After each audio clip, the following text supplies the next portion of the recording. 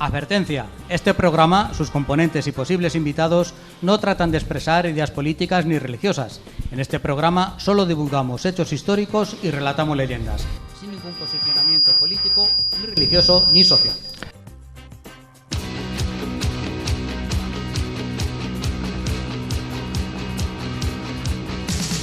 Hace mucho tiempo que se acabó, pero es que hay cosas que nunca se olvidan, por mucho tiempo que pase. Y a partir de aquí suena la sintonía de la emisora de radio, que eso luego se la implementamos. Y esto es que lo decimos por los chiquimiquis. Por los chiquimiquis, porque es que mucha gente se toma la cosa de que religión, política y toda leche esta. Aquí hablamos libremente. Muy Y bien. entonces, hoy lo que vamos a hacer el programa es el último programa De la temporada. De la temporada. Todavía nos tienen que aguantar más veces. Y, sí. Es el primero que hacemos así en directo. El primero que hacemos así. Pero no con público, que tenemos público. Además, para que lo oigan los que no están aquí, deberíais dar un aplauso por lo menos a los invitados ahora. ¡Bravo, bravo! ¿Esto se ha grabado esto? ¿Se ha grabado? Sí, no a nosotros, que no nos lo merecemos pues todavía. Hay que repetir otra vez que... Alberto, ahora aplauso para Alberto.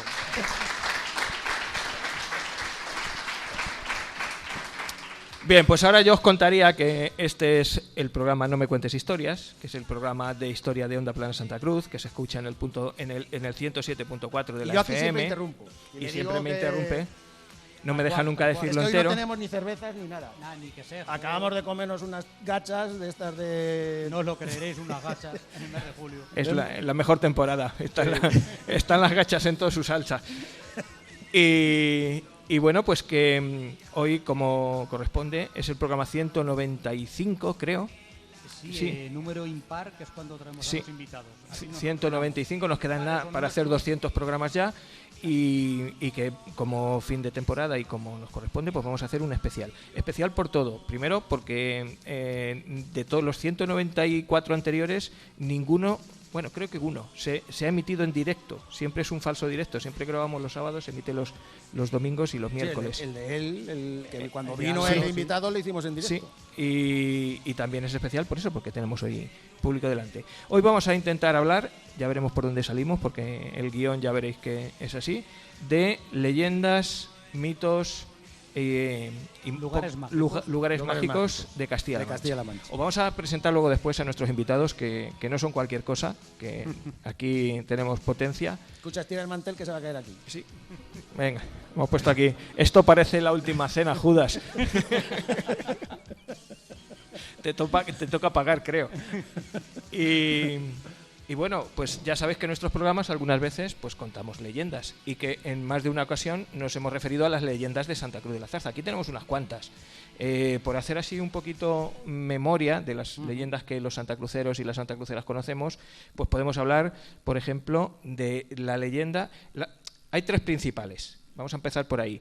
Tenemos primero la leyenda de nuestro nombre. Somos Santa Cruz de la Zarza, ¿no? El que queráis o no queráis, siempre habéis oído que por aquí pasaba el rey Recaredo, por ahí a la altura de los Caños, y bueno, pues viendo que pasaba el rey, pues se acercaba la gente y a un lado del camino, pues unos agricultores estaban prendiendo unas zarzas y con tan buena o tan mala suerte que entre las zarzas aparecía una cruz, que la cruz no se quemaba, a pesar de ser de madera, y que por eso el rey Recaredo, pues viendo tan milagrosa situación, pues dijo, pues este nombre, en vez de Belsinia, como se llamaba hasta ahora, pues se va a llamar Vicus Cuminarius. Esa es una de nuestras leyendas. Pero es leyenda, que es mentira. Como todas. A que jode, pero es que jode. Yo nos quedamos sin pelo desde que nos lo dijo, pero no puede ser. En el primer programa nos lo dijo, nos rompió la infancia. Empezando porque los Caños son del siglo XVI, que el rey Recaredo sí que pasó por aquí, pero que entonces no existía Santa Cruz de la Zarza, y menos Belsinia, porque es otro nombre inventado. Y teniendo en cuenta pues que ninguna de las fechas coinciden, pues es eso, es una leyenda. El nombre de Santa Cruz de la Zarza proviene, pues seguramente, a pesar de que no nos guste reconocerlo, de nuestro vecino pueblo de Zarza de Tajo, Es decir, Santa Cruces hay muchas, tenemos muchos Santa Cruces en todos los sitios. Uno Santa Cruz de la Sierra, Santa Cruz de Retamar, Santa Cruz de Tenerife. Entonces, para distinguirlo, que nosotros sí que hemos sido Santa Cruz desde hace muchos años, pues había que ponernos un apellido. Y como teníamos a la Zarza al lado, Zarza de Tajo, pues somos Santa Cruz de la Zarza. Nos pese o no, ¿qué se le va a hacer? Bueno, ahí tenemos nuestra leyenda. Otra de las leyendas, que está muy bien construida y que nos gusta mucho, ¿verdad?, es la de la Casa de las Dos Puertas, ¿verdad? Sí, que esa no lo Está sabemos muy todos. bonita. No la sabemos todo, la hemos leído, la han hecho en la radio escenificada muy bien los de acá, misma gente. Bueno, pues también es una leyenda y como tal, pues también es un poquito de mentira. Porque No, un poquito no, todo. bueno, la casa existe. Sí, la Todas casa las existe, leyendas se es lo basan en único, hechos ¿verdad? históricos. Pero La- es que por eso es leyenda. O sea, tenéis que mito, mentira. Leyenda, mentira a medias, porque está sobre una base histórica. Y después está la historia, que viene, pues la historia, Claro. hechos verídicos. Oye, qué bien resumido, Es que jefe. estoy hecho un hacha yo. Estás hoy lanzado. Sí. Bueno, pues nuestra Casa de las Dos Puertas, pues estos novios de familias que no se llevaban bien entre sí, un poco a los Montero y Capuletos, a los Romeo y Julieta, pues, como digo, la Casa de las Dos Puertas existe. Las familias, o los apellidos de las familias que aparecen también existen. Se habla de que por aquí pasó el rey Carlos III y no pasó Carlos III, no corresponde a la época ¿Es mentira? que se nombra en la leyenda. Seguramente que sí pasó Carlos II, pero como es anterior, pues no se le podía aplicar aquí y el resto pues es inventado. Está muy bien construida y esto tenemos que agradecérselo siempre a 5 personas, que son Masi, Lola, la hija de don Félix y de doña Lola, Pepe Monje, y una cuarta persona que ahora mismo no me acuerdo quién es, que Pepe, Masi, Lola, don Emilio, que fue el que los juntó, y fueron los que, digamos, escribieron para radionovela todas estas leyendas, esta y la de la Encantada también, y a ellos le debemos que, fijaros cómo ha sido de importante, que todos hemos dado por hecho que eso era así de verdad, y realmente no es una obra teatrificada o hecha teatro, o como queráis llamarlo, pero nosotros las damos por hechos y como que ocurrieron así de verdad, con lo cual tienen un valor histórico. Vamos a la tercera, que era esa, la Encantada, y a lo mejor por ahí de la Encantada podemos ahora sacar más cosas. Que la encantada. ¿Sí? Estás tomando tú el papel principal aquí. Espérate, que tenemos que hablar este y yo. Venga, a hablar. ¿Ya habéis hablado? ¿Sigo? Pero es lo que más sabes del pueblo, hombre. Pero no, pero la encantada, la leyenda de la Encantada, tenemos 2 leyendas. Una en el Cerro de la Encantada y otra en el Castillo de Alboer. La que más me gusta a mí, principalmente, No, es que es la es la del original. Cerro de la Encantada. ¿Por qué? Porque se encuentra en un lugar mágico, en un cruce de caminos. Los cruces de caminos son mágicos, porque tienes que tomar decisión de ir para allá o para allá. Era donde se ponían los cruceiros, ¿no? Sí. Donde se ponían los cruceiros, decían que se abrían puertas a otros lugares y el Cerro de la Encantada está ahí. Está en el camino que va hacia Tarancón y el camino que va a Cañada Blanca a la Zarza. Y en la leyenda de la Encantada cuenta... Ahí se junta también, pues eso, añaden el castillo de Alboer, que sí, es un castillo que existe, ¿verdad? La finca del castillo, antes de llegar a Villa Manrique, se llama así precisamente porque en lo alto, antes de bajar nosotros la Cuesta de los Muros, a la izquierda, están los restos de lo que fue, pues no sé si un castillo o una torre vigía, pero que es el castillo de Albuer o Y Alboer. si queréis ir a verlo, por arriba, No por abajo, la como carretera él. hay un camino. No hace falta desde abajo, ¿no? Cuéntalo, venga. Desde abajo cuéntalo. subimos mi mujer y yo. Pero bueno, eso es otra historia. No corresponde hoy. Y también se junta, en esa leyenda se habla también del castillo de Oreja, que lo tenemos allá por Ontígola, en Auriga, en Oreja, y pues se juntan una serie de personajes y una historia que se repite en muchos sitios, es muy parecida, pero que también está construida, es profeso para nuestro pueblo, para Santa Cruz. Podemos irnos a las fuentes y leer la historia completa, que también está escrita y está, creo que hecha para radio, y que es preciosa. Esas serían nuestras 3 leyendas principales, pero tenemos más. Por ejemplo, en la casa del Cascabelillo siempre se ha hablado que se aparecía la Virgen de los sábados, ¿verdad que sí? Es una leyenda muy bonita, una virgen que, bueno, se oye música en la casa, no se sabe por qué, y al final descubren que detrás de una pared hay una virgen, que además la música solo sonaba los sábados, y por eso se llama la Virgen de los sábados. Se llevan la Virgen a la iglesia, al día siguiente la Virgen no está en la iglesia, sino que ha vuelto a la casa, y así sucesivamente hasta que le hacen un altar y ya definitivamente la Virgen aparece por ahí. Se dice que los dueños de la casa vivían en el siglo XVII-XVIII y como leyenda también está muy bonita. Hace muy poquito tiempo, mi sobrino político, Francisco, el cura, ha hecho una tesis doctoral precisamente sobre la Virgen de los Sábados y ha demostrado, evidentemente, con datos históricos, que la advocación de la Virgen de los Sábados es mucho anterior a la leyenda, con lo cual sí tenemos Virgen de los Sábados, sí existía en Santa Cruz la Virgen de los Sábados, pero es anterior a esa leyenda que nosotros contamos. Pero hay que seguir manteniéndolas, todas las leyendas hay que seguir manteniéndolas porque le dan un carácter romántico y muy bonito a cada una de las partes de nuestro pueblo y las dignifican y las hacen visibles. Como hacen visibles también, por ejemplo, el Charco Negro. Tenemos un paraje precioso. A ver, ¿sí? un momento. Que tenemos aquí a 3 invitados. A eso voy, no, pero lo vamos a presentar ahora. Que vas, venga, sí, venga. Vamos. No Sí, porque hemos quedado ya en quiero enlazar. Es que digo, ¿te ha tocado la lengua del Cerro de las Gachas? No.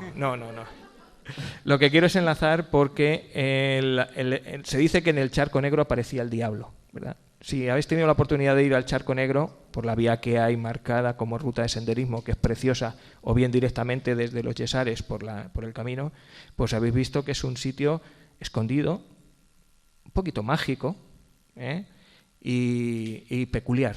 Y entonces, pues todos estos sitios que tienen algo de peculiar, algo de misterioso, pues dan pie a leyendas. A nosotros se dice que en el Charco Negro aparecía o se dejaba ver o incluso amenazaba el diablo, que si alguien se asomaba al charco, que podía ser agarrado por el diablo y tirarlo para adentro.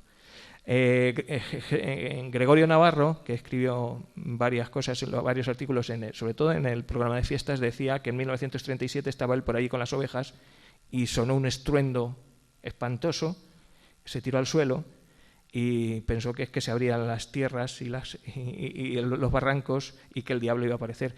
Realmente parece que es que fue una bomba de un chato, de un avión de los republicanos que iba más o menos ahí a la Moeda a aterrizar, que tuvo que soltar las bombas antes y una de las bombas le cayó al lado, no le mató de milagro. Y de ahí viene la leyenda. Bueno, pues que sepáis que este Charco Negro, estos sitios donde el agua está profunda y misteriosa, son pozos eirones.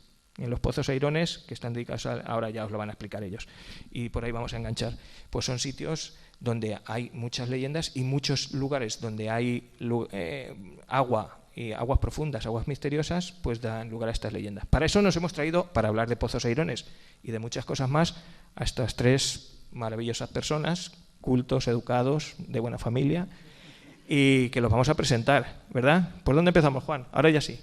Pues empiezo yo mismo, si quieres. Venga, es verdad que no has hablado nada. Empezamos, claro, si es que no me dejas. Igual que en el programa. Venga, dale. Empezamos, si queréis, por Álvaro, que es el del medio, Álvaro Anula, el de la gorra. Álvaro es salmantino, de la tierra de mi mujer. Hemos descubierto que cuando veníamos en el coche charlando que son casi paisanos. Y es periodista, ha estado trabajando en Onda Cero, es un viajero, a mí me encanta porque le sigo en el Facebook y os animo a que lo sigáis en el Facebook, que no para, y siempre buscando esos lugares exóticos, mágicos, lugares distintos, aportando una mirada que va más allá de la simple historia, sino que va un poquito más allá. Es autor de un par de libros, Salamanca Misteriosa y El Madrid de leyenda, porque él está afincado en los madriles como yo, más o menos. Y bueno, podemos seguir. Ahora, ¿voy yo ahora?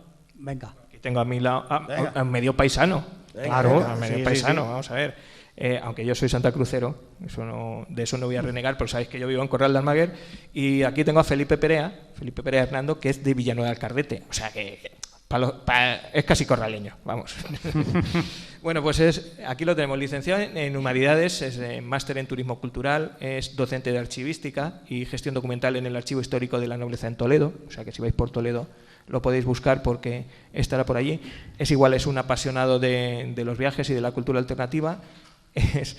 Era más investigador antes de tener hijos, ahora un poquito menos, investigador a tiempo parcial de la España desconocida, y el objetivo sobre todo suyo es descubrir patrimonio oculto y ponerlo en valor. Tiene un blog, si lo queréis seguir, que se llama Otra Iberia, Viaje por el Patrimonio Desconocido, y ha participado como ponente pues, en conferencias de la Sociedad Española de Antropología y Tradiciones Populares, en jornadas relacionadas con el patrimonio. Por ejemplo, en Daimiel pues, ha dado una conferencia que se llama Daimiel, Pueblo de Brujas. Si quieres, luego también hablamos de brujas y de cosas de esas. Y bueno, pues aquí está. Ha participado en muchos programas, tanto de la Radio Castilla-La Mancha como en Onda Cero.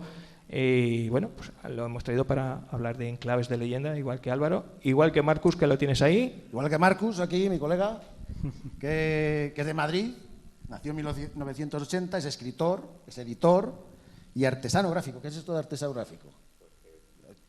Tomar los micrófonos, que si no se nos oye de regular. Iba para diseñador gráfico, pero como me dedico a otras muchas cosas más, no me considero profesional, entonces lo dejamos en artesano. En artesano. De vez en cuando hago cosas. Está al frente desde 2014 de la editorial La Sierra del Dragón, con la que acaba de publicar el primer tratado de parapsicología moderno, Miscelánea, sueños, profecías, apariciones y otros fenómenos anómalos, de John Aubrey.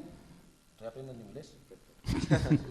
Publicando originalmente en 1696. Correcto. Madre de Dios. El autor de la serie de ensayos Reconquista Mágica y de las novelas ambientadas en Toledo, protagonizadas por el padre Ventura. Y se califica como un lector compulsivo y un apasionado de la España mágica. Correcto. Parece que lo he escrito yo. Ahora sí les podéis dar un aplauso. ¡Bravo!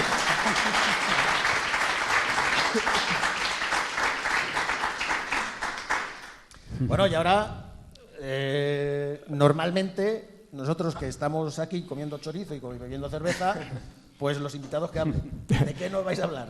Pues mira, como hemos empezado, si queréis, por los pozos airones, claro. Yo no sé si tenemos algún... Coge el micro, si quieres, o quien queráis, y hablamos. ¿Qué eso? Estoy diciendo yo, un pozo airón. ¿Qué es un pozo airón? Bueno, pues un pozo airón, además ahora hablaremos un poquito de charco negro, que tiene todos los visos de ser uno de ellos.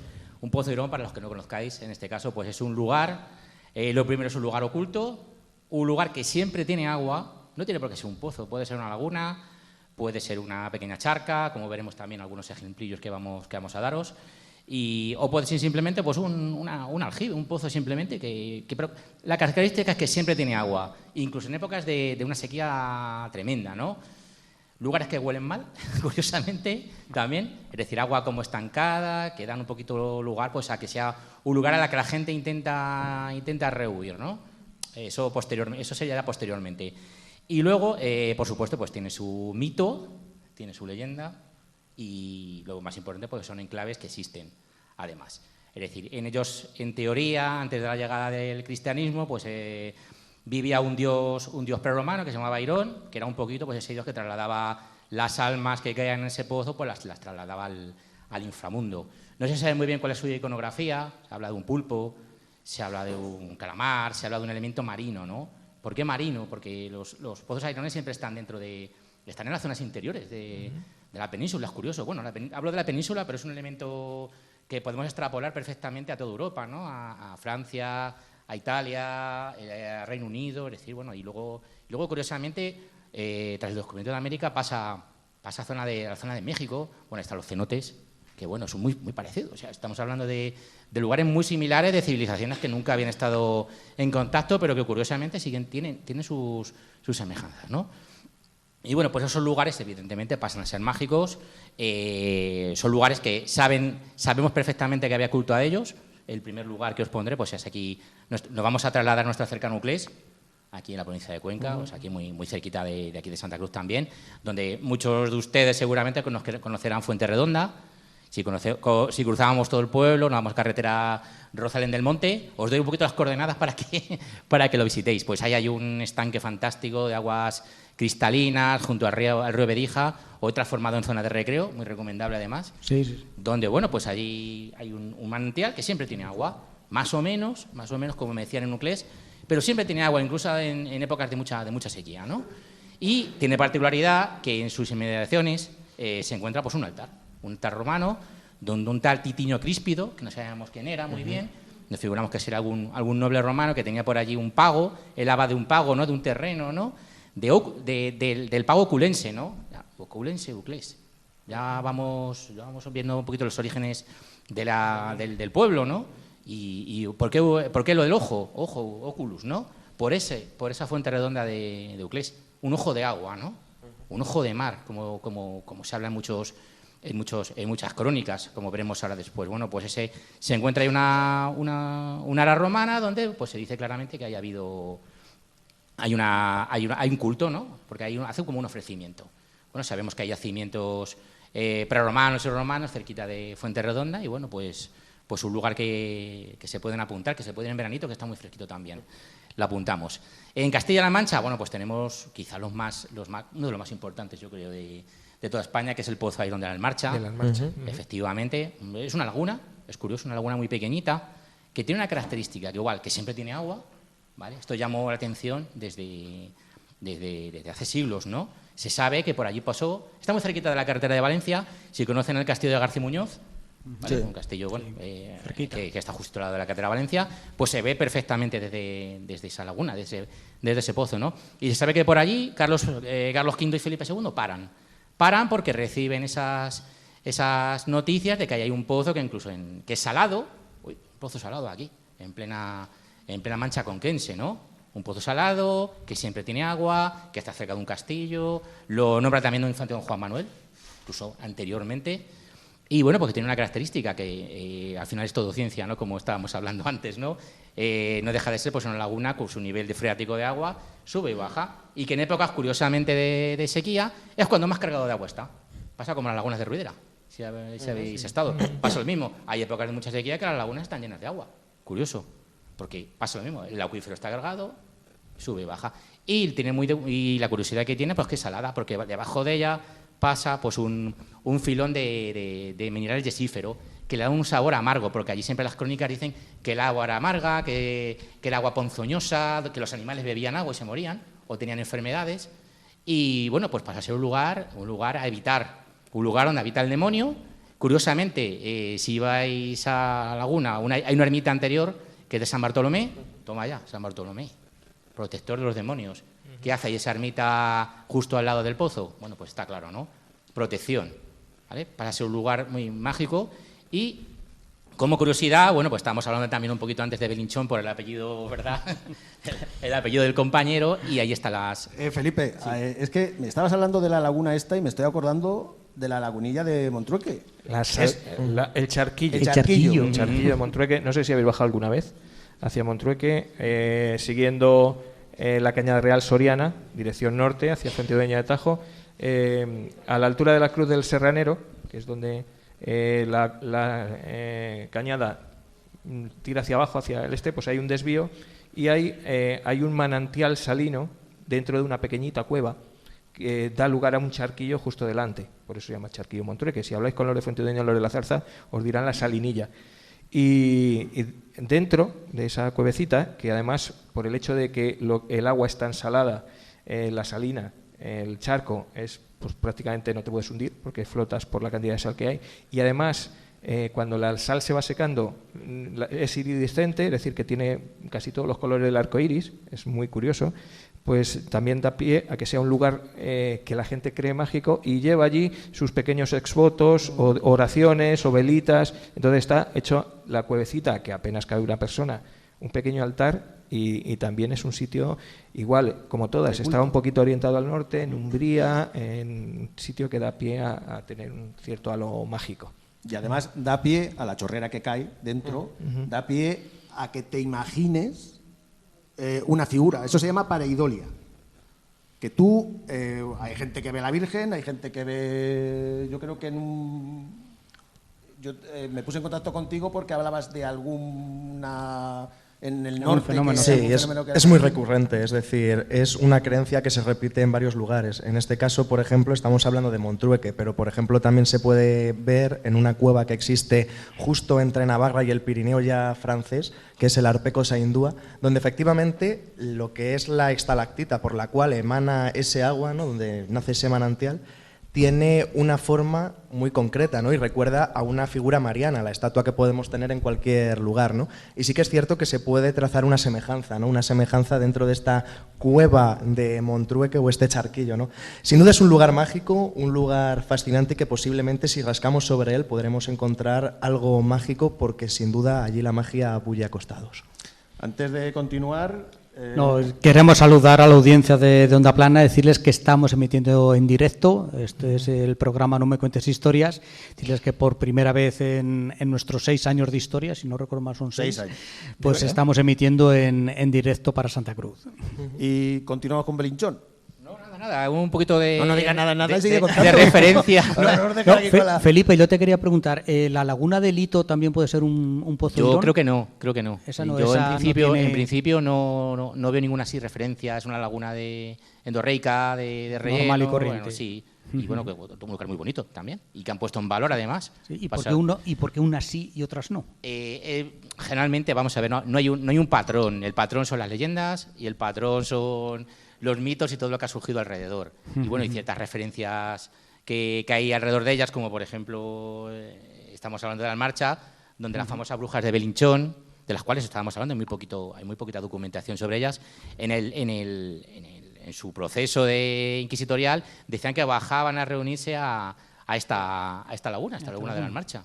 Es decir, a ver, siempre son lugares que tienen agua, lugares profundos y lugares que en este caso, como Uclés, han tenido culto anterior, donde sí se pone claramente una lápida romana que dice el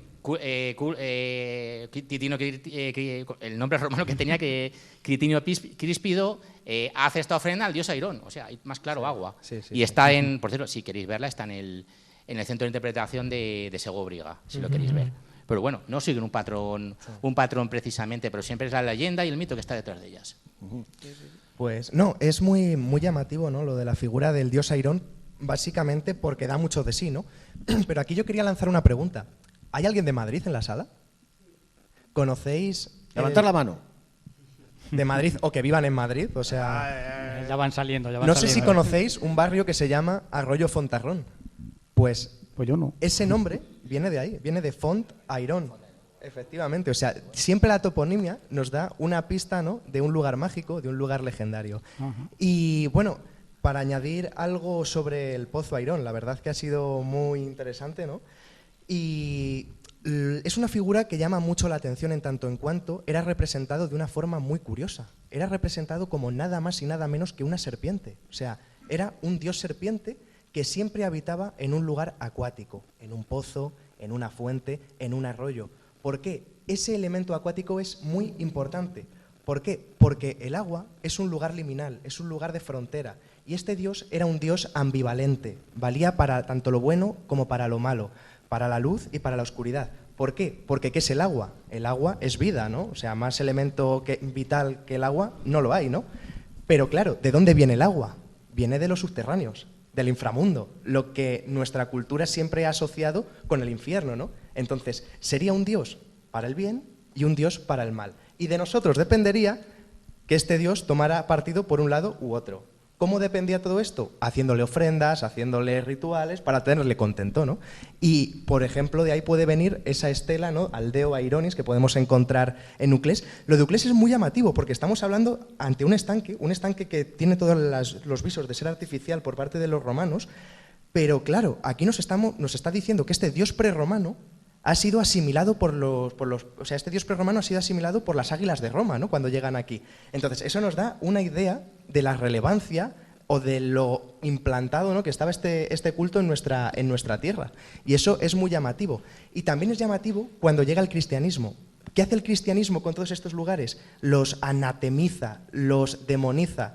¿Por qué? Porque si nosotros nos acercamos a este lugar, posiblemente entremos en contacto con un culto que no encaja mucho con los parámetros cristianos. Entonces, ¿cómo se demoniza? ¿En qué se convierte esa serpiente? Pues esa serpiente se convierte efectivamente en un diablo, en un ser monstruoso. Y esto, por ejemplo, lo podemos encontrar en muchas leyendas vinculadas con lagos. En tal lago aparece una serpiente monstruosa que si alguien se cae, se come al que se caiga, etc. Eso es una pista, es algo velado, una verdad oculta que nos está diciendo que ahí hubo un culto a un dios que no encaja con los parámetros de ahora, pero que posiblemente fue importante dentro de un culto anterior. Por ejemplo, el pozo Airón de la Almarcha. ¿Cómo se anatemiza? ¿Cómo de algún modo se vincula como un lugar a evitar? Efectivamente, pues con esas brujas de Belinchón, con ese pozo Airón. También, por ejemplo, está la leyenda de Don Bueso, que esa leyenda también es muy curiosa. O sea, un hombre que se carga 20 doncellas y que luego parece ser que la leyenda luego todo va contra él, o sea, es como una especie de castigo divino. Es un lugar muy, muy curioso, además también posiblemente fue anatemizado por esa particularidad que tenía, ¿no? De hecho era conocido como el ojo de mar, porque había una leyenda que decía efectivamente, como era agua salada, nosotros hoy lo sabemos explicar, pero imagínense un hombre de hace siglos, decía agua salada aquí en mitad de la nada, ¿cómo lo explicaban ellos? Recurriendo al lenguaje de la leyenda, al lenguaje del mito, a un lenguaje que ellos sí que entendían. ¿Cuál era eso? Pues como no podían explicarlo, decían, no, eso es porque habrá un túnel subterráneo que une la Almarcha con el mar Mediterráneo. Y solucionado, y ya está, y era el ojo de mar. Pero claro, estamos hablando de una demonización, pero siempre el cristianismo dejaba una pista de la cual podemos tirar. ¿Cuál era esa pista? La ermita de San Bartolomé. ¿Cómo es representado San Bartolomé, aparte de matando al diablo? Es el santo que muere desollado, que se muda la piel. ¿Qué hacen las serpientes? Mudarse la piel. ¿Cuál era el animal vinculado con Airón? La serpiente. Posiblemente son pistas que tenemos todos a nuestro alcance, solo que hay que ver con esos ojos del mito, con esos ojos de la leyenda y con esos ojos de la magia. Sí, y Álvaro, ¿y no podría ser también que se utiliza ese anatema para advertir sobre un peligro? No te asomes a un pozo que te caes y te mueres. También puede ser un elemento moralizante, efectivamente. El agua en De sí advertencia. es un sitio inhabitable para el ser humano que no Eso puede es, respirar. claro. Con lo cual, eso, si caes al agua es como si caes al infierno. De ahí no puedes salir si no nadas. Y más en ese caso que eran aguas ponzoñosas que no podían beber los animales. Y se sabe que bebían los animales y tenían problemas, incluso muchos fallecían. Sí, es una... Posiblemente esté todo ligado, no solamente...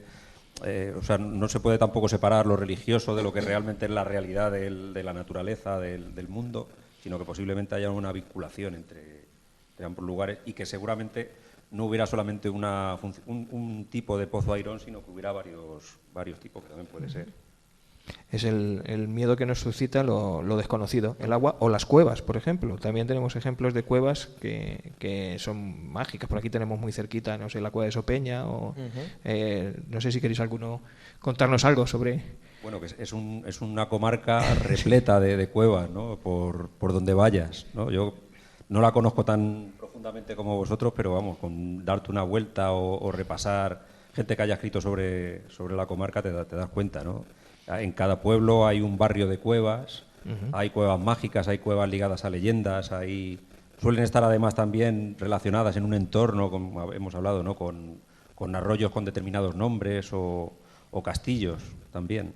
O las dos cosas, ¿no? Que hay una cueva, haya montañas, ¿no? Que también pueden llegar a ser lugares liminales vinculados también a antiguas deidades, a la diosa madre y demás, y está todo relacionado. Y esta comarca en particular de cuevas anda bastante. La cueva lo que has dicho, la diosa madre, ¿por qué? Porque vas al interior, vas al útero. Como el útero, claro. Eso lo decía Bruno Bettelheim, ¿no? Uno de los grandes mitólogos. Decía que realmente las cuevas eran ese útero en el cual con sus angostos túneles conducían al corazón de la madre tierra.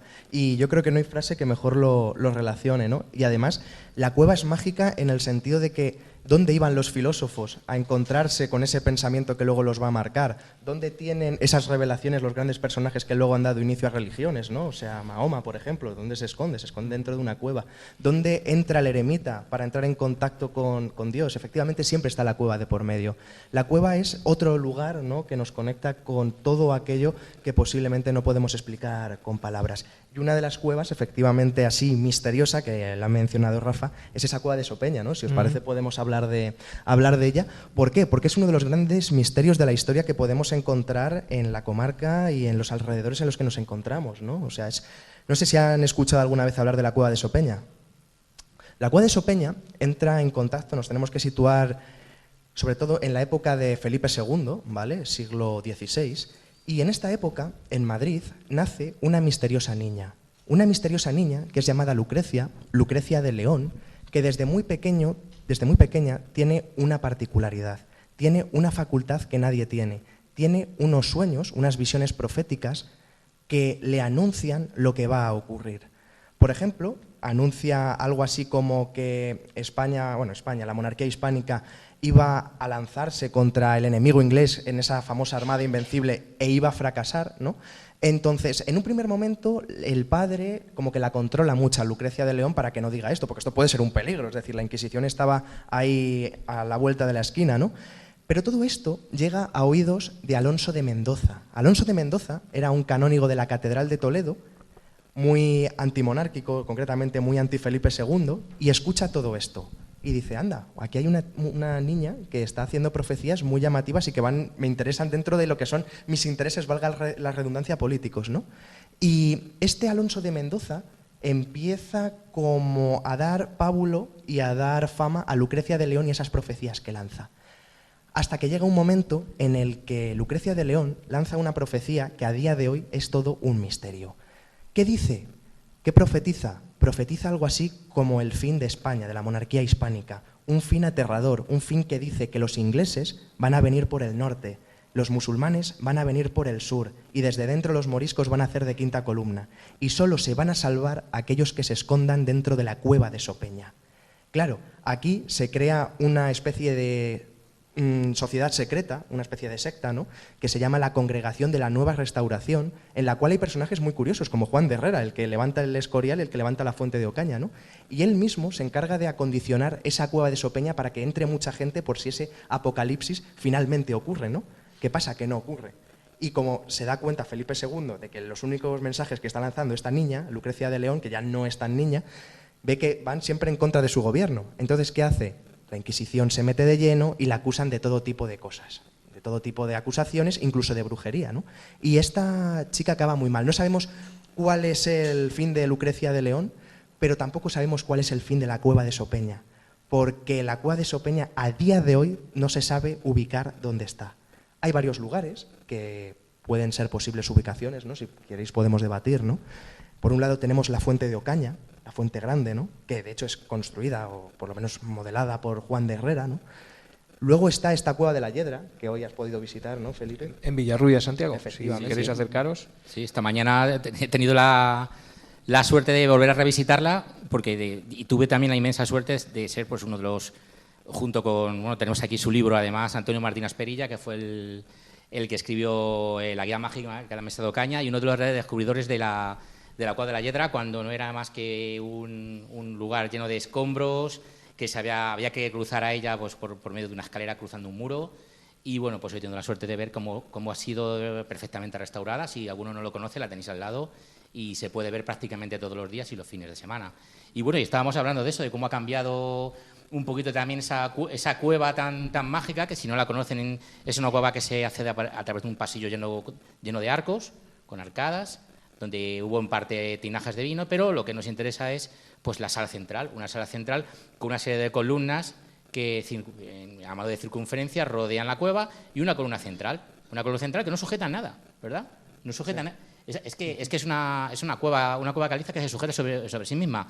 Es decir, ¿quién hizo ahí una serie de columnas que además hoy nos han confirmado que no estaban ni sujetando el techo, no estaban unidas al techo? El señor de la casa dijo, uy, voy a meter aquí un poquito de cemento, de hormigón, que aquí no sujeta nada, ¿no?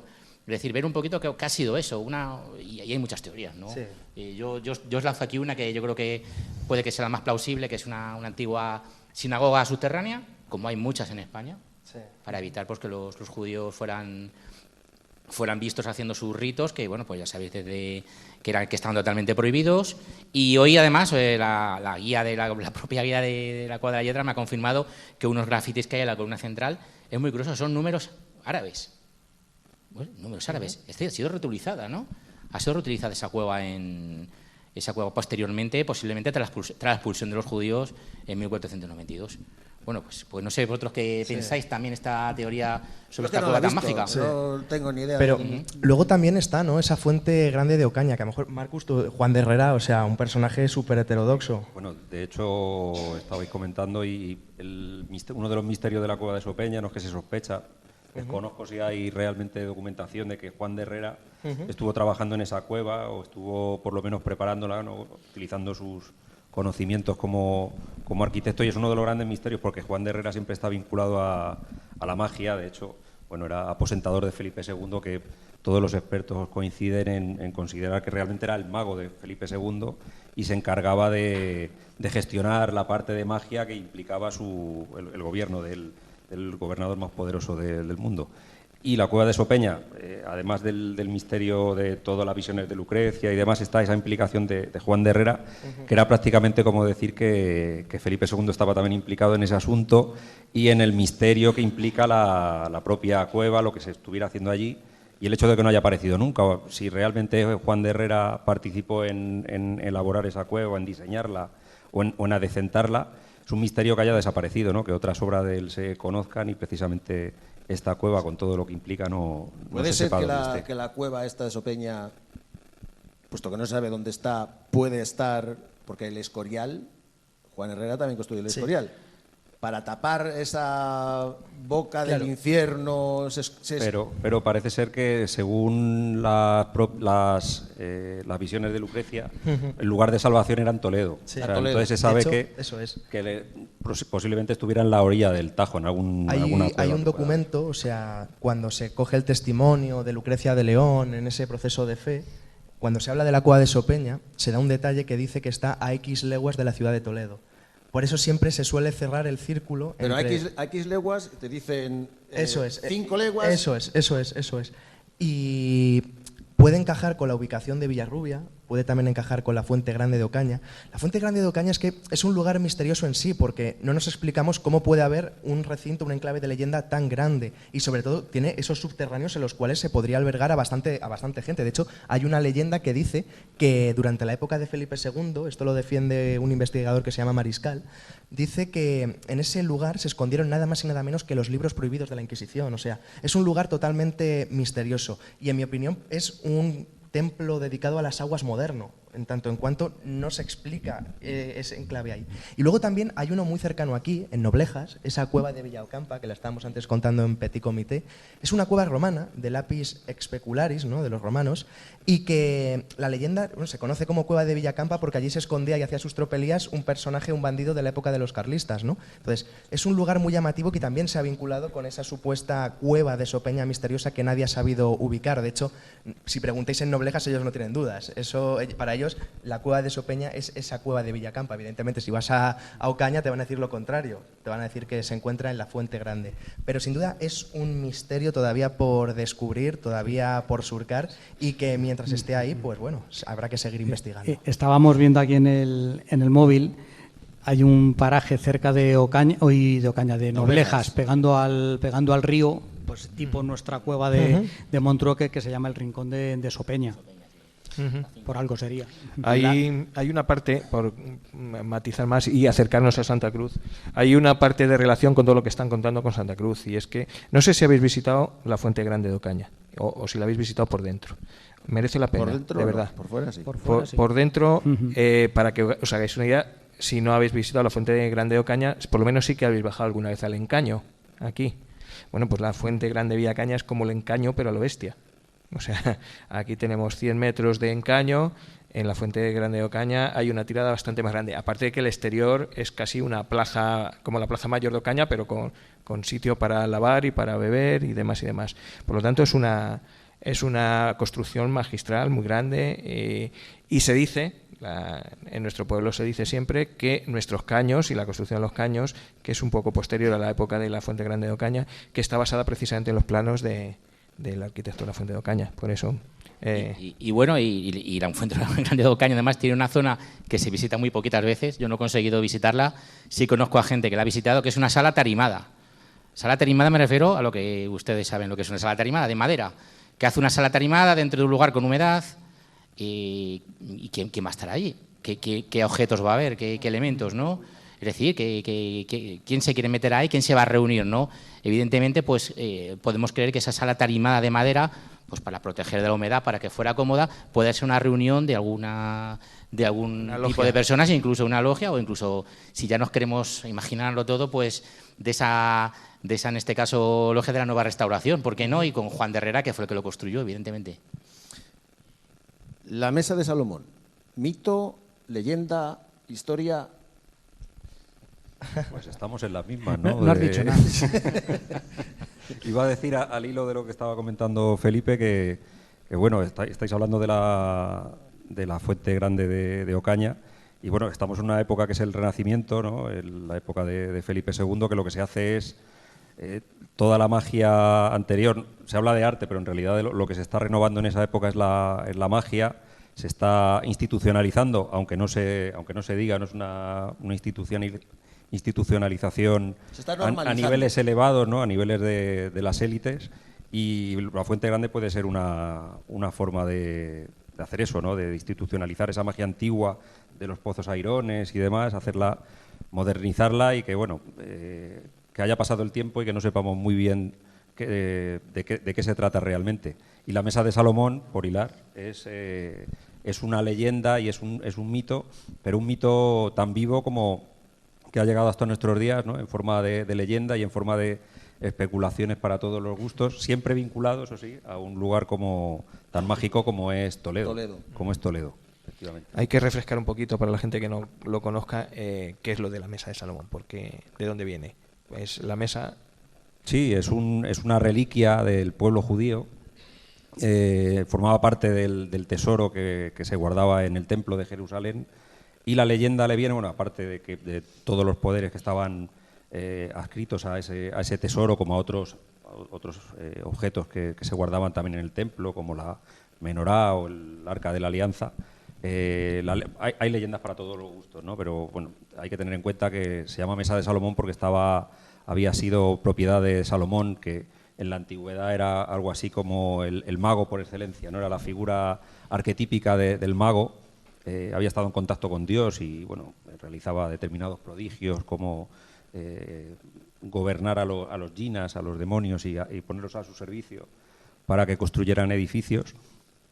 Y bueno, la leyenda que vincula la Mesa de Salomón con Toledo parte de la época de la conquista romana. La mesa termina saliendo del templo, acaba yendo a Roma, ¿no? Por parte de los triunfadores, de los romanos. Y con el paso del tiempo, Roma, a su vez, es conquistada por los bárbaros, entre ellos los visigodos, hacen el saqueo de Roma y se lo llevan a su capital, que es Toulouse, es Tolosa. Y de allí, igual, ¿no? Todo siempre a través de guerras y a través de violencia, acaba viajando hasta Toledo. En Toledo hay algunos que piensan que puede seguir en Toledo y otros que creen que con la conquista musulmana, de nuevo, la mesa es trasladada. Hay algunos que dicen que posiblemente a Jaén, y bueno, hay igual teorías para todos los gustos, pero lo interesante es que es como decía, un objeto de poder vinculado al pueblo judío y en realidad, bueno, el cristianismo no deja de ser... Y decían que también contenía el nombre de Dios, el verdadero nombre de Dios. La Sem Semaforas, ¿no? Uno de sus poderes era que se podía a través de ella ver el pasado, ver el presente y ver el futuro. Vamos, un chollo para cualquier gobernante que quisiera tener poder sobre los demás, ¿no? La Mesa de Salomón yo creo que es uno de los grandes enigmas también, uno de los grandes misterios que podemos tener en la historia de nuestro país, ¿no? Hay que tener en cuenta, o sea, que nos imaginemos una mesa, ¿vale? Una mesa de Salomón, como su propio nombre indica, porque pertenecía a este rey, y aparte de tener, según la leyenda, joyas y piedras engarzadas... Espera, describe la mesa porque la mesa claro, de tela. Claro, entonces existen muchas variantes, pero yo la que quiero contar es una, ¿no?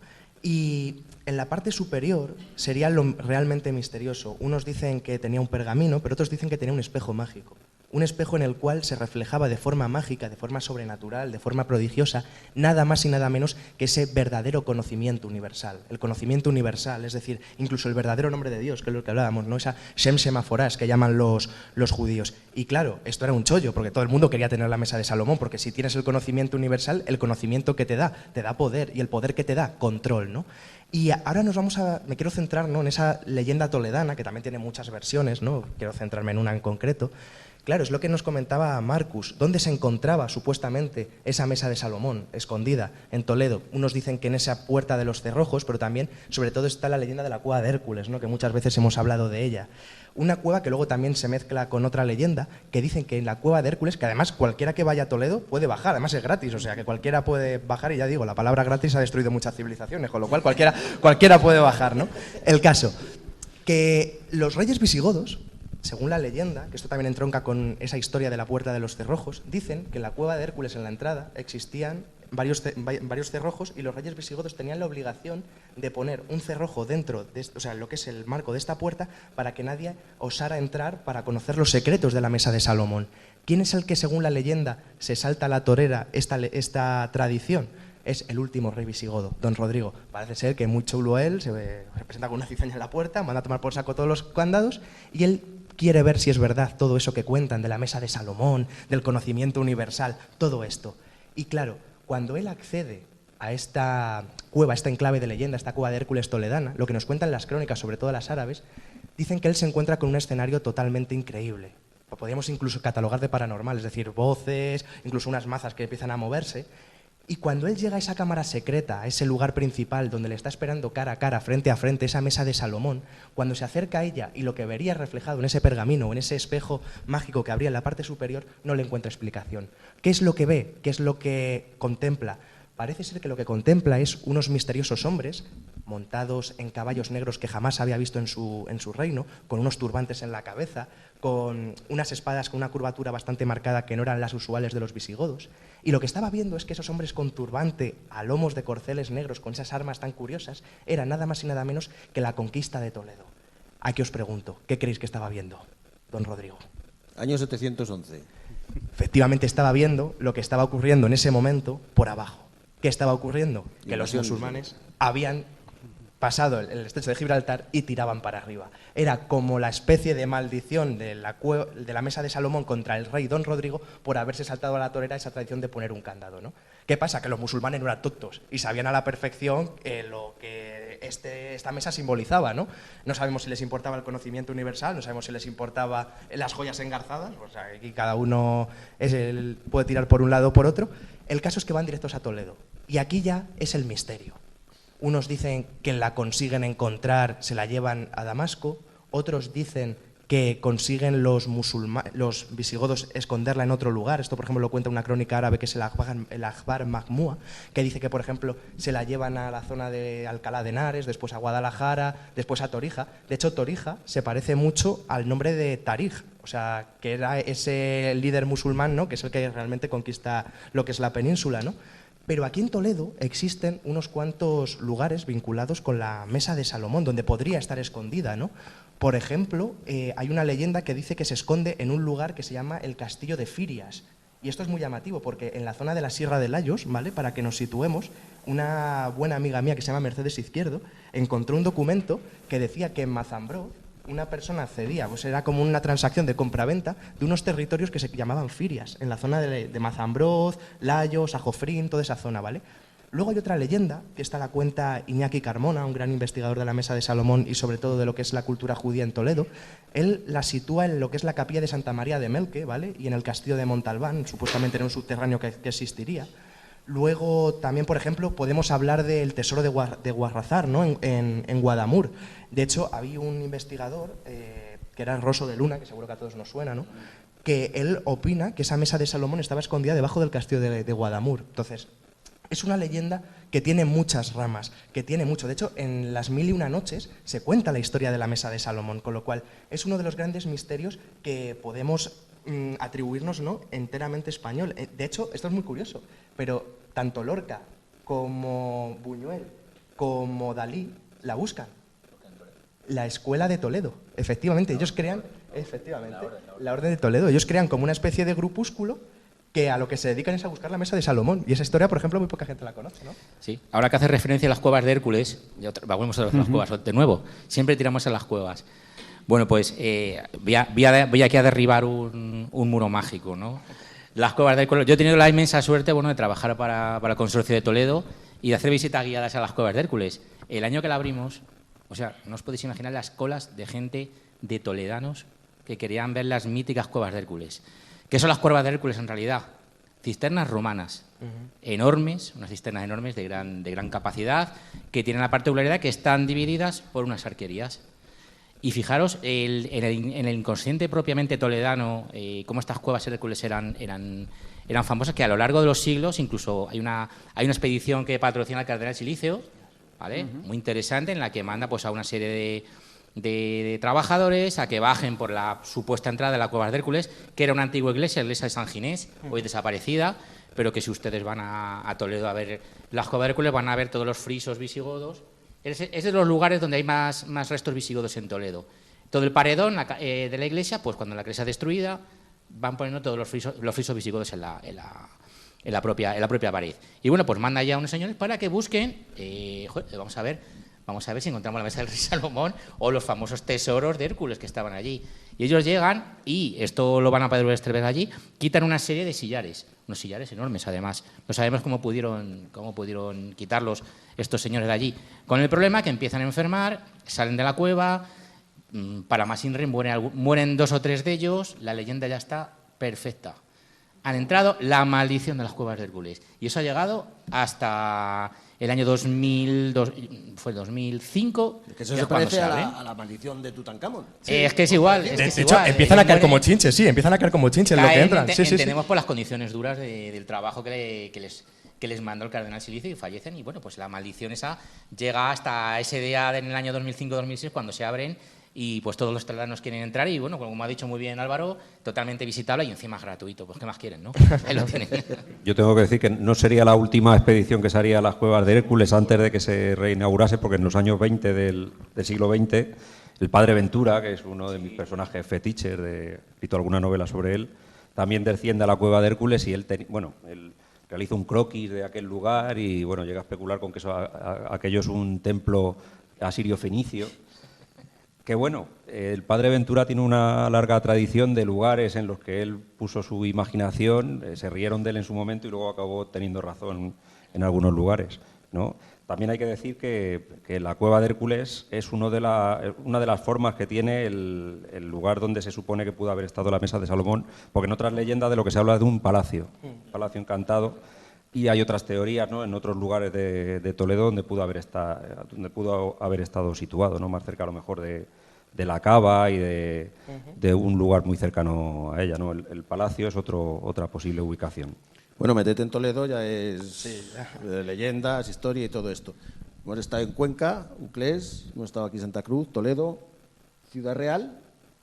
Bueno, igual, ¿no? Es posiblemente un territorio más falto de leyendas porque durante mucho tiempo estuvo más despoblado, ¿no? Estuvo como frente de batalla contra los musulmanes, pero también, ¿no? Y de hecho, bueno, yo me remitiría, cuando pienso en Ciudad Real, pienso en el Quijote, ¿no? Y pienso en la manera en la que tiene él de abordar la provincia.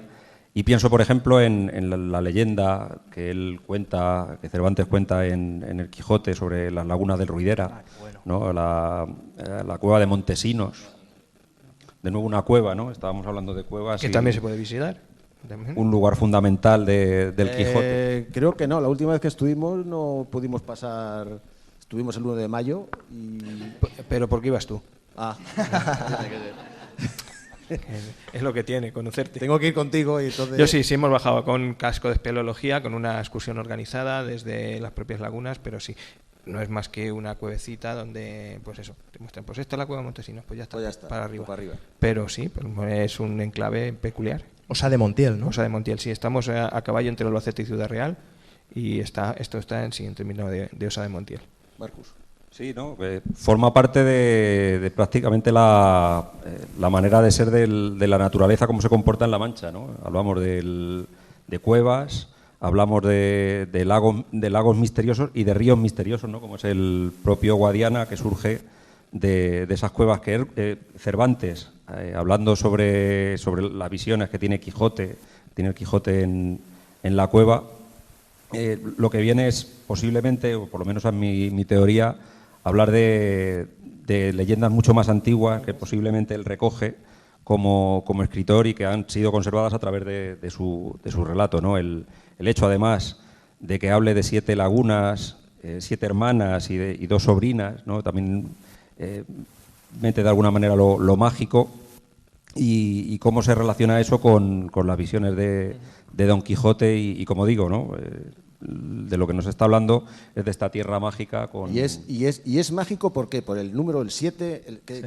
Sí, el 7 está siempre vinculado con cosas mágicas, ¿no? Hay que tener, cuando escuchamos o leemos una leyenda en el que aparecen 7 hermanos 7 caballeros. El 7 siempre está vinculado con lo mágico. ¿Es un número protector? Sí, sí, hombre, seguramente cualquier experto en numerología te dará diferentes Fíjate, teorías. Tú fíjate, 007. Pero bueno, durante... Y los 7 jinetes del apocalipsis. Hombre, Los 7 enanitos también tienen. También lo suyo. Son mucho leyendas juego, muy- de es mucho que vienen juego. de historias muy antiguas, o sea que nos reímos mucho de estos cuentos de niños, pero tienen un trasfondo tremendo, además. No apto para niños, precisamente, además. Bueno, el 7, Sí. el 7 yo voy a poner un poco de seriedad en esta mesa. El 7, sin ir más lejos, era, y posiblemente todo venga de ahí, ¿no? Eran los siete planetas que durante mucho tiempo los astrólogos tenían en cuenta, ¿no? El Sol, la Luna y luego los demás, porque sabéis que los últimos 3 ya no fueron descubiertos mucho más tarde.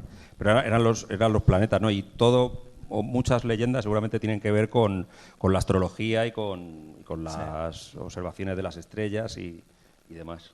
De ahí viene el 7. De ahí viene el Y 7. Marcus, ligado al agua, el yacimiento de Motilla del Azuer también Claro. es tema legendario, Claro. tiene su leyenda asociada. No, lo desconozco, no lo sé. Seguramente si vamos allí, seguramente lo hubiera, ¿no? Es Sí, un- las tiene. Lo tiene. Las tienen tanto en cuanto tesoros. O sea, siempre que encontramos un yacimiento arqueológico, siempre normalmente la creencia popular siempre atribuye tesoros de los antiguos vinculados con esos lugares. Y se repite mucho, sí.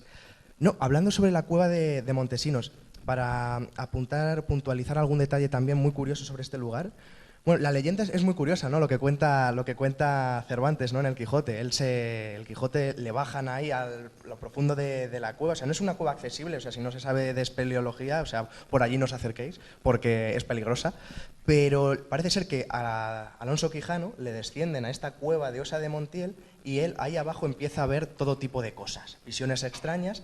Por ejemplo, ve el fantasma de un tal Montesinos, que sería el protector de la cueva, y después ve a Ruidera, que sería como una especie de dama con varios familiares, ¿no? Y también ve al mago Merlín, o sea, al mago Merlín ahí abajo. Y esto es una leyenda muy curiosa, porque el mago Merlín le cuenta a Alonso Quijano que él mismo ha sido el que ha creado las lagunas de Ruidera. Y dice, ¿cómo que Merlín? Los ingleses siempre se meten donde no les llaman. Sí. No, No pero me es tires curioso. de la lengua.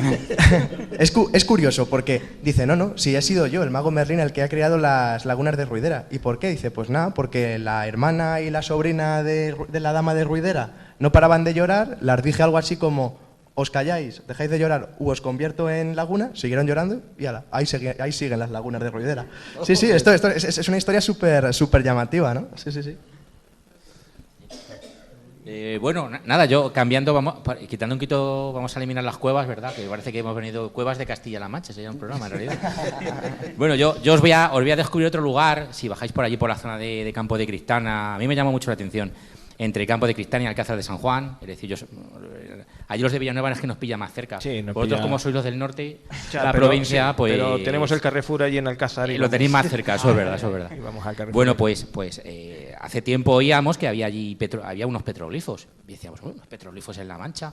Esto es un cachondeo. Si están todos en Galicia qué y es en un- Portugal, ¿verdad? qué es un petroglifo? Oye, petroglifo, perdón. Bueno, pues son una serie de grabados en la roca. Es decir, si han estado alguno de ustedes en la zona cantábrica, allí demás los tienen, como se decir, a cascoporro, ¿no? Y en La Mancha como que... O sea, pinturas... No, grabados. Grabados. Sí, son grabados en piedra. Tiene muchísimas simbologías, desde lugares como de separación de terrenos, que creo que son los más habituales, hasta, bueno, pues asociados a deidades paganas también. Y bueno, pues esto pues ahí hay uno en Campo de Cristana, y además le llaman la piedra del ovni. Uf, esto lo tiene todo, esto es una maravilla. Nos hacía la boca agua, ¿no? Vamos a verlo. Está muy cerca del Cristo de Villajos, no sé si lo conocen ustedes, entre Miguel Esteban, en la carretera que va Miguel Esteban y Alcázar de San Juan. Bueno, pues el Cristo de Villajos, que también está asociado a una serie de yacimientos de la Edad del Bronce que están allí. Además hay uno que es como una especie de mesa, muy curioso. El Cristo de Villajos es el que... La ermita que hay en el camino de Alcázar de Sí, Miguel Esteban. efectivamente. Y que Que da paso a la ¿A carretera. Campo de Criptana? Claro. Campo de Cristana. por ahí en la paso yo, sí, en por la ahí, carretería. ahí estoy yo, por Bueno, ahí pues paso si yo. ustedes cogen justo a mano y guardáis al Cristo de Villajos, se van a una derecha, pues descubren allí la llamada piedra del ovni, que es un petroglifo manchego, es una serie de circunferencias con unos agujeros. A mí me recuerda incluso a un sistema solar, ¿verdad? Muy curioso, ¿no? ¿Y por qué llaman la piedra del ovni? porque está además documentado en periódicos del siglo XIX, 1850 y tantos, no me acuerdo ahora mismo de la fecha, en el que el Diario de Cádiz, curiosamente, fijaros, el Diario de Cádiz hablando de una noticia que ha pasado en Campo de Cristana, pero es muy curioso, ¿no? Habla de que un meteorito, los habitantes de Campo de Cristana han visto caer un meteorito a la altura del Cristo de Villajos, que vieron un destello muy grande que caía del cielo y cae en aquella zona. Y aquella zona pues la identifican un poquito con ese grabado que está asociado perfectamente a esos yacimientos de la Edad del Bronce y que, bueno, está debajo de una encina, muy complicado de encontrar, pero bueno, por internet se puede ver muy bien la ubicación. Y es un lugar mágico, por la gente más sensitiva, lo tienen como un lugar de primer orden telúrico, es decir, de un lugar donde las fuerzas, las energías terrestres tienen un gran repunte. Y bueno, pues es un lugar muy visitado en ese sentido, pero difícil de encontrar. Si eres híbrido enchufable, te vas allí y recargas. Ya le digo, no, sí, ¿no? Y además, pues, lo que me llamó la atención es que cuando fuimos con un colectivo de este tipo, bueno, pues pusieron las botellas de agua encima de la piedra para recargar energía. Sí, por la energía telúrica que tenían. Fue muy curioso, sí. Como armario de Aquarius instantáneo. Claro, una botella de agua, pero con energía. Con energía, sí. Evidentemente, esto es ciencia, ¿eh? No estamos hablando de magia ni nada, ni esa agua te la bebes, no. Es ciencia pura y dura. Energías telúricas, como puede haber en el mar corrientes marinas, aquí estamos hablando de corrientes energéticas que tienen la propia Tierra, evidentemente. O sea que, bueno. Curioso. Por saltar también a otro tema que vamos a tocar, hemos hablado de tesoros, ¿verdad? Y tenemos también en Castilla-La Mancha varios tesoros a los que hay asociados leyendas. Malamoneda, Guarrazar. Vamos a ir un poquito por donde queráis. ¿Por cuál nos vamos? Por ejemplo, Malamoneda, ya que estamos. Malamoneda, para que nos hagamos una idea, es un lugar que está en la nada, en un lugar en mitad, donde lo más solitario que nos podemos imaginar, en mitad del monte, o sea, nadie iría allí, exceptuando si tiene alguien una cita con lo mágico. ¿Por qué? Porque es un lugar diferente, es un lugar que digamos que no raya lo cotidiano.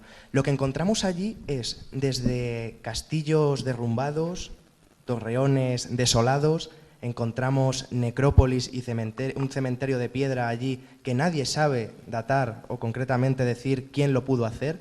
Las investigaciones dicen que pudo ser hispano-romano, la gente también dice que allá estuvieron los templarios, que también, bueno, estuvieron los antiguos. De hecho, hay como una especie de altar en el cual se pudo haber hecho algún sacrificio animal, donde todavía se ve la zona de las ofrendas, donde se dejaban en ese caso las entrañas de los animales a sacrificar a esos dioses, a esas deidades que hoy desconocemos, ¿no? Pero sin duda para... ¿Sacrificios animales o podía haber otros sacrificios? Sí. Claro, en este caso, partiendo de la base de los pueblos que habitarían esa zona, me puedo decantar de que serían única y exclusivamente sacrificios animales, porque los que sí que hacían sacrificios humanos en tanto en cuanto a prisioneros de guerra o algún ritual en ese sentido eran los lusitanos. Los lusitanos en la zona en la que nos estamos moviendo, que no lo he comentado, porque Malamoneda se encuentra en Ontanar, los Montes de Toledo, para que nos situemos, ¿no? Pues en este lugar no tenía una influencia ni lusitana ni tampoco una influencia, digamos, de los betones, que también estaban muy influenciados por los lusitanos, ¿no? Entonces yo me remarcaría más en cuanto a sacrificios animales, pero por ejemplo, esto no le quita nada de misterio. Por ejemplo, allí se ha perdido, pero todavía se ve donde está el altar de sacrificios como una especie de inscripción en latín que recuerda que ahí fueron enterrados tanto una niña como un padre. Entonces es muy llamativo el lugar. Claro, como vemos, desconocemos mucho de Malamoneda, pero cuando desconocemos algo, ¿a qué recurrimos nosotros? A cosas que sí entendemos. ¿Qué es lo que entendemos? El pensamiento mágico, la fantasía, la imaginación, la leyenda, esos recursos que nosotros recolectamos para intentar explicar todo aquello que no le encontramos sentido. Entonces, si la historia no nos explica algo, ¿a qué recurrimos? A la leyenda. Malamoneda, la mala moneda. Esta historia es muy curiosa. Se llama así este lugar porque cuenta la leyenda que en época de luchas entre la cruz y la media luna, entre musulmanes y cristianos, en este lugar que era un lugar de fronteras, estaban a palos día sí y día también, ¿no? Pues allí estaban los templarios, ya sabéis, siempre muy asociados con el misterio, con todo lo que tiene que ver con esto, ¿no? Y la leyenda cuenta que como los musulmanes no podían tomar la zona, si no puedes derrotar al enemigo, únete a ellos. Entonces, ¿qué hacen? empiezan a buscar a 2 personas que podían sobornar, concretamente a 2 templarios, y les dicen a estos templarios, dicen, si te damos unas monedas de oro, nos dejáis entrar. Uno de los templarios dice que no, que él no traiciona la cruz, que él va a ser cristiano ante todo, y en ese momento se lo cargan. Pero el otro, ese segundo templario, parece ser que sí cae. Entonces, cuando cae, él al día siguiente abre las puertas de la zona, los musulmanes conquistan todo, y finalmente, evidentemente, los musulmanes lo conquistan todo y él va a pedir su recompensa. Entonces, le dan una moneda y en ese momento le matan, la mala moneda, ¿no? Y la leyenda cuenta que pasado el tiempo, los cadáveres de los templarios desaparecen, pero quedaría solo uno, un esqueleto. ¿Qué tenía ese esqueleto en la mano? Una moneda que olía a traición, ¿no? Y la leyenda cuenta que esa traición de vez en cuando retumba en el lugar, es decir, como si un eco en la eternidad siguiera diciendo y vagando en pena que allí un fantasma de un templario recuerda esa traición y también esa actitud incauta que él tuvo, ¿no? Entonces es una leyenda muy, muy curiosa y de ahí viene el nombre, pero por ejemplo también dicen que allí hay tesoros en tanto en cuanto se ha buscado un pellejo de oro, o sea, para que nos hagamos una idea, como una especie de saco hecho de piel de cordero, en el cual habría un montón de tesoros de oro, de monedas y tal, y allí ha habido gente que lo ha buscado, hasta tal punto que han destrozado rocas y todo porque pensaban que estaba dentro. Entonces, es un lugar muy llamativo, ¿no? Y donde están los templarios siempre hay alguna historia llamativa y digna de contar. Los templarios tenían un poquito más al norte en la Puebla de Montalbán. Era una encomienda templaria. De hecho, está a pocos kilómetros. El castillo de Montalbán, de hecho, cuando se va a Ontanar, cuando se va a Malamoneda, cuando estás volviendo de este lugar que está en la mitad de la nada, en la margen derecha del arroyo Torcón se ve ese inexpugnable castillo como se levanta. Sí. De los mayores de España en cuanto a circunferencia. Es enorme. Es más pequeño que la fortaleza califal de Gormaz, que está considerada como la fortaleza más grande de Europa, está en la provincia de Soria, pero sí, es de los más grandes y de los más imponentes, sí señor. ¿Y esto de la moneda no te recuerda a Viriato y a los traidores? Sí, es eso de Roma no paga traidores, es un arquetipo que se repite, ¿no? O sea, a Cristo y a Judas. Efectivamente, es el mismo patrón. Pero como es curioso. A mí Malamoneda me suena más al oeste. Sí. Malamoneda. Pero es curioso, ¿no? Cómo el lugar se queda con ese nombre, ¿no? El nombre que le da la leyenda, la Mala Moneda, el yacimiento de Malamoneda, ya digo. O sea, cualquiera puede ir allí y es muy llamativo. Además, la última vez que fui tuve un encuentro con lo misterioso. Totalmente, sí. Estábamos allí grabando y de repente hay un castillo como medio derruido. Lo llaman castillo, pero realmente no saben qué narices es. O sea, pues tiene forma de castillo, pero no saben ni de cuándo data ni nada. Bueno, pues de repente, en la maleza que hay, se empieza como a mover todo. A moverse y allí no había nadie. Entonces, mi amigo Pablo y yo nos ponemos nerviosos. Pues, ¿qué narices hay ahí? ¿Sabéis lo que salió? Un puñetero ciervo. Nos pegó un susto. O sea, de hecho, estaba más asustado él porque salió corriendo y se chocó contra un árbol. Y supo que esa no era la dirección correcta. Bueno, sí. Al menos no fue un templario. No, bueno, eso hubiese sido peor. Pero sí que es cierto que esa historia del fantasma templario, de repente nos miramos y decimos, hostia. Sí. O sea, fue muy gracioso. Oye, ¿Guadalajara no tiene leyendas? Joder, que sí tiene. También. Sí. Sigüenza. Es la provincia que más castillos tiene de España. Pues, imagínate las leyendas que tiene que haber. Yo la de Sigüenza me sabía. Sigüenza, sí. ¿Sigüenza? No lo sé, ya no sé. Sí. Sigüenza, donde está el parador turístico. Sí, Sigüenza, el castillo. El castillo de la Blanca. El fantasma de la Blanca. Sí. Pues contada. Yo me acuerdo que fui con mi hija adolescente. No se llama Judith.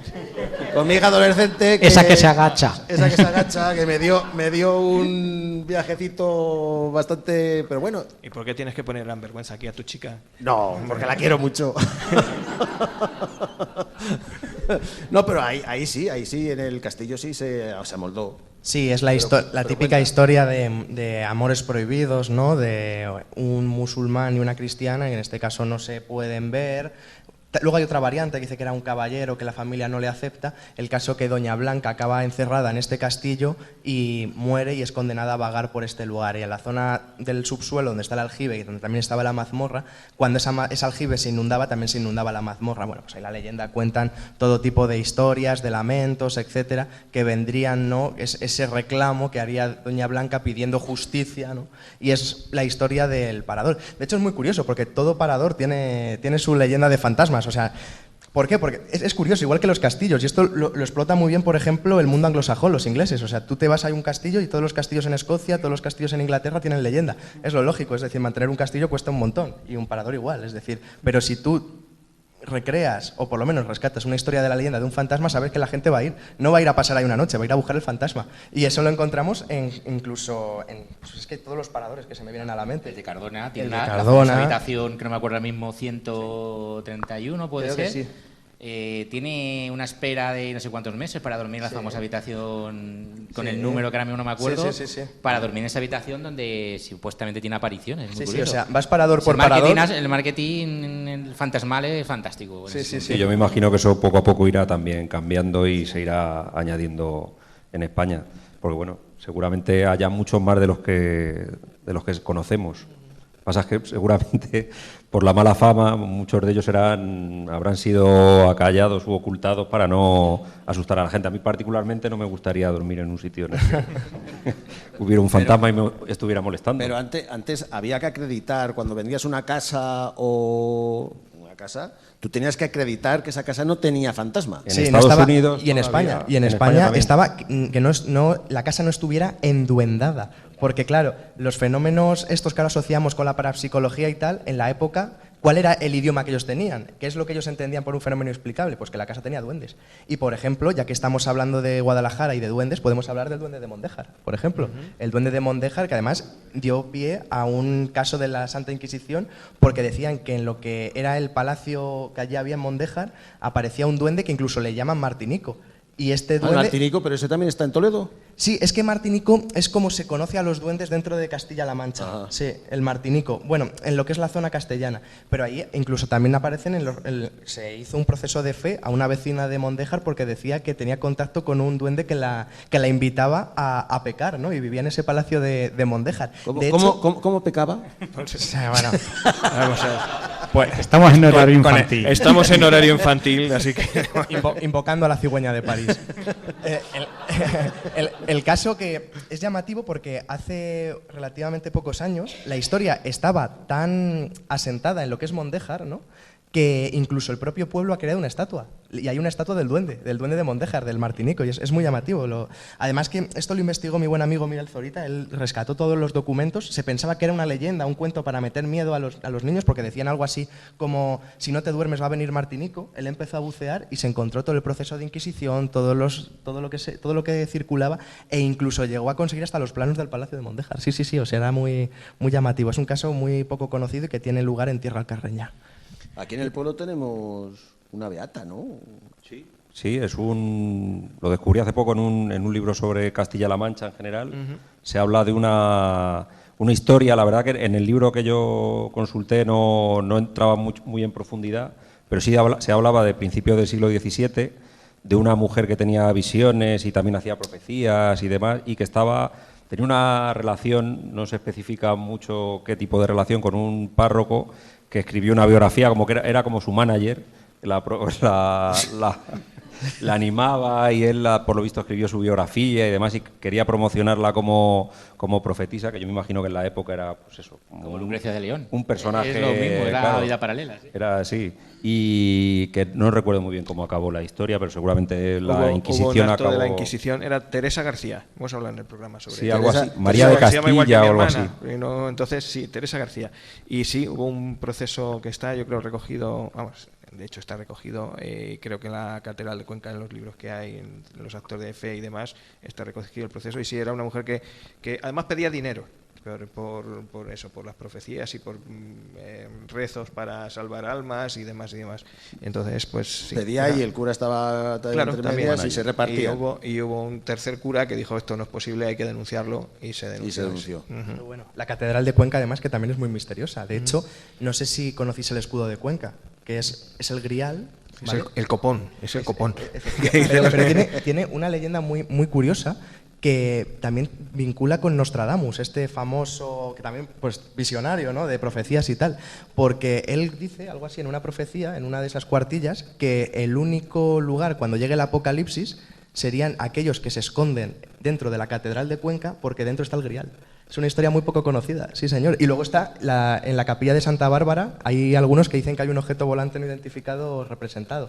Realmente no deja de ser una anunciación tal, interpretado con los ojos de hoy, pero si vosotros preguntáis allí en Cuenca por el ovni de la catedral, rápidamente os lo van a señalar, sí señor. De hecho, hace poco estaba en restauración, pero creo que ya se puede ver. Sí.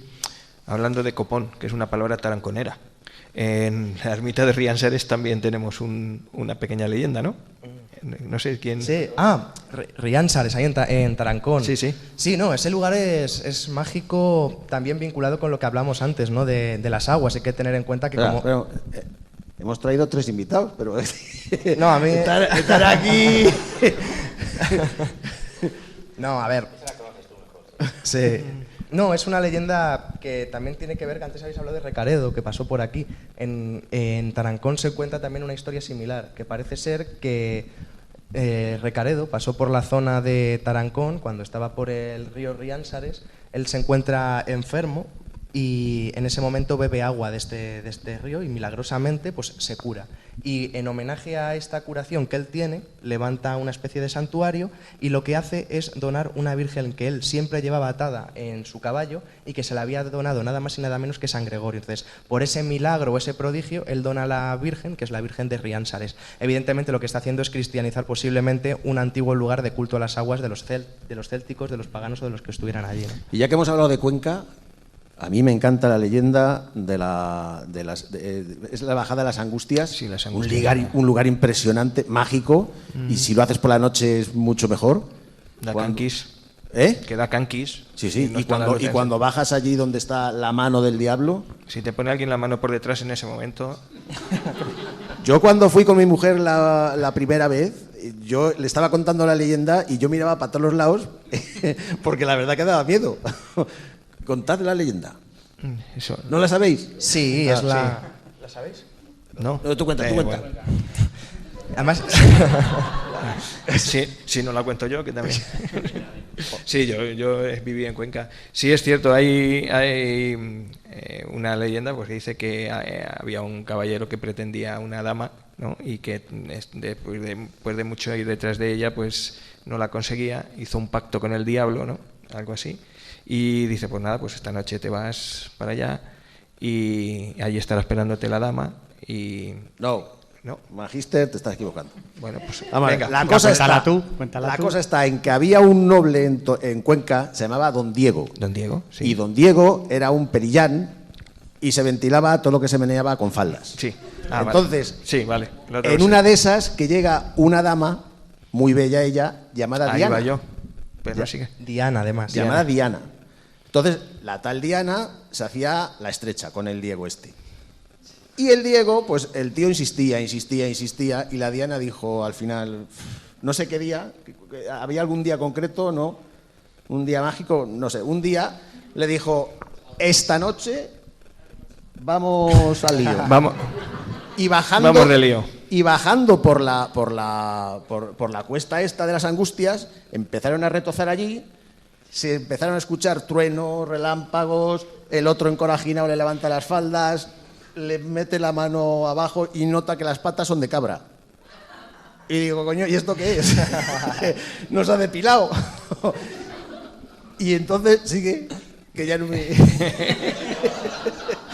Entonces se da cuenta más o menos que no es una dama, que es el diablo, y huye despavorido justo hasta llegar a la puerta de la ermita de las Angustias ahora, y entonces posa la mano allí, y al posar la mano sobre la puerta el diablo desaparece, pero la señal de la mano queda allí prendida. Que es a ver, tú lo ves y no hay nada, o sea, está esculpido, pero es para explicar esa mano que hace ahí delante del convento este. Uh-huh. Así que, o sea, sorprendidos, os dejo sin palabras. Ni idea. Y nos falta Albacete también, ¿eh? Albacete. Y nos falta Albacete, hombre, Albacete. Luego, a ver, yo lo digo Albacete, para mí uno de los lugares que además más me ha llamado la atención que he visitado es el Cerro de los Santos, que seguro que aquí la mayoría lo conoce. Es probablemente el yacimiento más importante de nuestro país, posiblemente. ¿Han estado ustedes en el Museo Arqueológico? Sí. Nacional. Bueno, pues ya saben que en la famosa sala de arte íbero pues se encuentra, hombre, la Dama de Elche, por supuesto, y ahí un poquito arrinconada tenemos a la Dama de Baza y luego tenemos a una señora que está así con las manos juntas, ¿verdad? Que es la Dama Oferente. Y todo lo que está detrás de la Dama de Elche es de Albacete, es del Cerro de los Santos. Son la cantidad enorme de exvotos, la cantidad bestial de exvotos que se encontraron en aquel lugar que es ahora mismo es un lugar absolutamente desolado, pero que en un tiempo debió tener pues un santuario posiblemente de los más importantes de toda la península por la gran cantidad de exvotos que se encontraron. Que además estaba relacionado, por lo visto, allí la gente iba porque había unas aguas salitrosas que hacían sanar, que venían bien por lo visto, para el aparato digestivo, y de ahí que de todos los lugares del Levante, sobre todo, de la cercana Murcia, Alicante, pues recorrían en aquella época, imagínense, decenas y decenas de kilómetros, estamos hablando de casi de la época anterior a la romana, ¿no?, a visitar ese lugar y dejaban exvotos, y además exvotos de un tamaño considerable. Y aquí nos metemos a la leyenda, ¿no? La leyenda del relojero de Yecla, que también es muy conocida, que es uno de los primeros descubridores de cuando se empieza a excavar ese yacimiento. Estamos hablando corregirme si no me equivoco, principios del siglo XX, ¿puede ser? Sí, finales del XIX, principios del siglo XX. Pues este señor, que era un comerciante, era una aguililla de la época, bueno, pues empieza a sacar por su cuenta exvotos, los empieza a vender y ve que esto funciona. Oye, ¿por qué en lugar de sacar los exvotos no los fabrico yo? Él fabrica sus propios exvotos, sus propias esculturas, como tenéis allí. Hay una de ellas, por cierto, en el Museo Arqueológico Nacional, que es una de las falsificaciones que hizo, y además él ya iba a lo grande y decía, bueno, pues voy a meter símbolos egipcios, símbolos hebreos, aquí para que vean que aquí hay material. Aquí estos señores íberos se relacionaban con todo el Mediterráneo directamente. Y bueno, pues esto llega a oídos al director del Museo Arqueológico Nacional, que se traga toda la historia que le cuenta el relojero de Yecla, el famoso relojero de Yecla, y el propio director del Museo Arqueológico Nacional, cuando hace la presentación de los estudios, es ridiculizado pues, por todos los eruditos de la época, estudiosos, diciéndole que evidentemente este señor, que era un sinvergüenza, le han engañado. La leyenda dice que este señor en su vejez se vuelve loco, y que él dice que continuamente se le aparecen esos exvotos, esas figuras de diosas antiguas, ancestrales, que él ha falsificado y con los que ha traficado. Y el lugar no hay nada, es un desierto, prácticamente ya está todo excavado, pero es un lugar mágico. Allí hay un monolito y punto, hace muchísimo calor. Pero es un lugar que dices tú, bueno, aquí ha estado posiblemente el mayor santuario íbero de toda nuestra península. Sí, muy curioso. Ese lugar, además, en su día hice un reportaje sobre él, está ahí en Montealegre del Castillo, es el último pueblo, para que os situéis, de Castilla-La Mancha antes de llegar a la región de Murcia. Y en ese artículo, además, me acuerdo que lo titulamos como Crónica de un atropello arqueológico, en tanto en cuanto ahí aparecieron restos increíbles, o sea, en comparación a la Dama de Elche que todos conocemos, pero sin duda por culpa de este personaje pues han pasado y el lugar ha sido también anatemizado, es decir, ha sido como una mancha dentro de la arqueología, una arqueología española que quizá todavía no estaba preparada, ¿no?, para esos. De hecho, no fueron los propios españoles. Los españoles daban por hecho que esas falsificaciones que había hecho de damas oferentes, de estatuas, etcétera, íberas, de este relojero de Yecla, decían que era verdadera. Tuvieron que venir los franceses y decir, pero si esto se están descojonando en tu cara. Sí. Llevamos 1 hora y media de programa y espera. Y corta se nos ha hecho. Marcus, que tú no has hablado nada, muchacho. Yo es que me quedo atónito con lo que escucho y... Bueno, pues yo creo que, si me permites, antiguamente los pueblos, no había televisión, no había nada, la gente del pueblo hacían una hoguera, se reunían y contaban sus vivencias, sus leyendas, sus mitos, y esto hoy es lo que hemos hecho aquí. Hemos creado una mesa, una hoguera, y hemos reunido nuestros oyentes para contar cosas. Hemos creado un lugar mágico hoy aquí. Sí, un poquito sí. Ahora le agradeceremos a nuestros invitados pues el haber estado aquí y habernos documentado, ilustrado, sobre todo. Hay que agradeceros también a los que estáis aquí. Y como veis, ha sido casualidad porque no habíamos pensado en ello, pero tenemos los tres el mismo libro aquí. Es un libro que no lo queremos vender porque no está su autor, pero vamos, que sí que habla de toda nuestra mesa de Ocaña. Se llama Guía Mágica de la Mesa de Ocaña, que es de Antonio Martínez Perilla, que en principio estuvo a punto de venir y que luego no ha podido. Y aquí se nombran a dos personas que están hoy aquí en la sala y no están aquí en la mesa. Que son, ahí tenéis a Jaime y a Maxi, porque ayudaron en su día a Antonio a localizar algunos de los sitios que aparecen aquí en este libro. Eso quiere decir que si alguien, porque además de que casi todos los sitios que hemos estado hablando son gratis de visitar, no hay casi ningún sitio de los que hemos hablado que haya pago, pero los que tenemos aquí en Santa Cruz, y hemos hablado de algunos a los que vosotros documentasteis a Antonio, pues que están aquí y que seguramente Jaime y Maxi pues sepan también muchas cosas sobre las que hemos hablado. Sobre cuevas, por ejemplo, no hemos dicho nada en el paraje de Montrueque, que está la Sala. La Sala es una cueva de pastores, que es un hundimiento de la zona, que es también un lugar dado a situarla como sitio mágico. Todos estos sitios que están alejados del pueblo son difíciles de visitar si no tienes a alguien que te lleve. Entonces, pues por eso hay que hacer referencia siempre a las personas que los conocen y que nos saben llevar. Y en este caso, pues ellos, por ejemplo, son buenos referentes para que todo el que en Santa Cruz quiera conocer más cosas de estas, pues que estén. Y nada, si quieres tú, ve despidiendo a nuestros compañeros y amigos. Agradecer a Álvaro, que ha venido ya la segunda vez, y esperamos contar más veces con Marcus y Felipe, y a nuestro público que habéis venido hoy aquí. Muchas gracias por haber asistido.